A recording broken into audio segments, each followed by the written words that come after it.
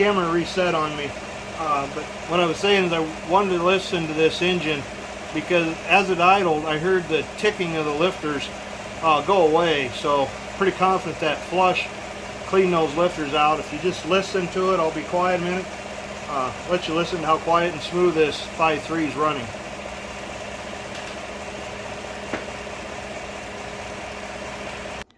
Okay, this dipstick's a lot hotter now, so I'm holding it with a paper towel, but you can still see how clean that oil is. I don't think we cleaned anything up a lot, but there was definitely something in one of those lifters that was causing a little bit of a tick. So we'll wipe it, compare it. Again, this makes me feel pretty good that we're getting this engine cleaned up.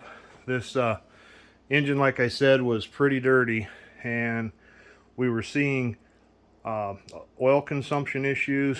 One thing I did do after that last AMSOIL flush, we put a Ranger deactivator on. I can show you that under the dash, but we dropped that 4-cylinder mode, so it's just strictly V8 mode. But after that AMSOIL flush with the cylinder deactivator, we went from using a quart of oil every 1,500, 2,000 miles to what you've seen on there, almost 7,500 miles. And when I checked the oil, this thing was still between add and full. So very happy with those results.